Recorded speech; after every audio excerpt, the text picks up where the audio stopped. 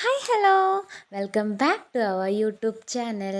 അപ്പം ഇന്ന് നമുക്ക് എന്തായാലും ക്ലാസ്സും കാര്യമൊന്നുമില്ല. അപ്പം ഞാൻ വിചാരിച്ചു നമുക്ക് എന്തായാലും ഹെയറിന് വേണ്ടിയിട്ട് നമുക്കൊരു ചെറിയൊരു ഹാക്ക് ഉണ്ടാക്കാം. നമുക്ക് സ്കൂളിലൊക്കെ പോകുമ്പോൾ നമുക്ക് സുഖമായിട്ട് ഈസി ആയിട്ട് പെട്ടെന്ന് യൂസ് ചെയ്യാൻ പറ്റുന്ന രീതിയിൽ. അപ്പോൾ ഞാൻ ഓൾറെഡി ഉലുവ വെള്ളത്തിലിട്ടിച്ചിട്ടുണ്ട്. പിന്നെ ചെമ്പരത്തി പൂവ്, ചെമ്പരത്തീൻ്റെ ഇല, കറിവേപ്പില, പിന്നെ നമുക്കൊരു ചെറിയൊരു പീസ് നാരങ്ങ, പിന്നെ കറ്റാർവാഴ. കറ്റാർവാഴ ഞാൻ ഓൾറെഡി അതിൻ്റെ മഞ്ഞ കറിയൊക്കെ പോക്കി ഞാൻ ഓൾറെഡി വെള്ളത്തിലിട്ട് വെച്ചതാണ്. അപ്പോൾ ഇതൊക്കെ കൂടെ ഒപ്പന, നിങ്ങൾക്ക് ഒപ്പര വലിയ ജാർ എടുത്തിട്ട് ഒപ്പര ഇട്ട് അടിച്ചാൽ മതി കേട്ടോ. ഒക്കെ കൂടെ ഒപ്പര ഇട്ടിട്ട് അടിക്കുക. നാരങ്ങ ഇപ്പോഴിടുക. ബാക്കി എല്ലാ സാധനവും നമുക്കിപ്പോൾ തന്നെ ഇതിലേക്ക് മിക്സീൻ്റെ ജാറിലേക്ക് ഇട്ട് കൊടുത്തിട്ട് നല്ല രീതിയിലൊന്ന് അടിച്ച് നമുക്ക് നല്ലൊരു പേസ്റ്റാക്കി എടുക്കണം. നമ്മളെ ഹെയറിൽ നമുക്ക് ഓൾറെഡി നമ്മൾ ഓവർ വാഷ് ചെയ്തില്ലെങ്കിൽ, അതായത് നല്ല രീതിയിൽ വാഷ് ചെയ്തില്ല, അത് കുറച്ചെങ്കിലൊക്കെ അവിടെ നിൽക്കുമല്ലോ. അപ്പോൾ അതുകൊണ്ട് നല്ല രീതിയിൽ പേസ്റ്റ് ആക്കിയിട്ട് എടുക്കണം. നല്ലോണം അടിക്കണം കേട്ടോ. പൂവും ചെമ്പരത്തിയും എല്ലാം കൂടെ ഇട്ടിട്ട് നല്ല രീതിയിൽ അടിച്ചെടുക്കുക. പിന്നെ ഇത് നമ്മൾ മുടി നീളം വെക്കുമോ എന്നുള്ളത് എനിക്ക് അത്ര ഉറപ്പില്ല. ഞാൻ യൂസ് ചെയ്തിട്ട് വേറെ ദിവസം ഞാൻ റിവ്യൂ ആയിട്ട് പറയണ്ടേ.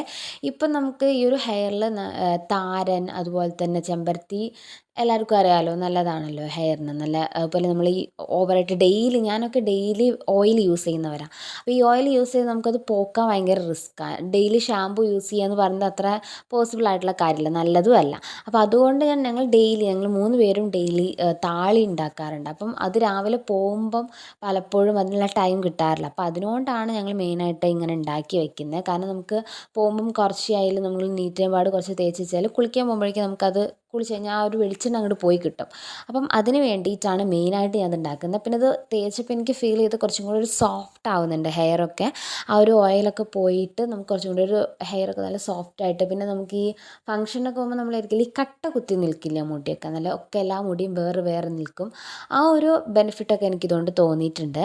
അപ്പോൾ നന്നായിട്ട് നല്ല രീതിയിൽ പേസ്റ്റ് ആക്കി എടുക്കുക. അതാകുമ്പോൾ നമുക്ക് കുറച്ചൊരു വാഷ് തന്നെ നമുക്ക് വേഗം അങ്ങ് പോയി കിട്ടിക്കോളാം.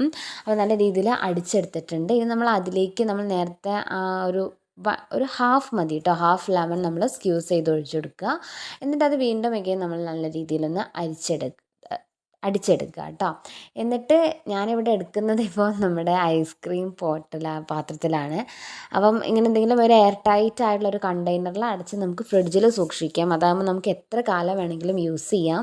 ഞാൻ ഇതിന് മുമ്പേ ഉണ്ടാക്കിയപ്പം ഒരു 1 വീക്ക് ഒക്കെ നിന്നിട്ടുണ്ടായിരുന്നു. അപ്പോൾ അതേപോലെ തന്നെ നമ്മൾ നല്ല രീതിയിൽ എടുത്ത് വെക്കുകയാണെങ്കിൽ നമുക്ക് ഈസി ആയിട്ട് സ്റ്റോർ ചെയ്യാം. അപ്പോൾ ഇത്രയേ ഉള്ളൂ. ടാറ്റാ.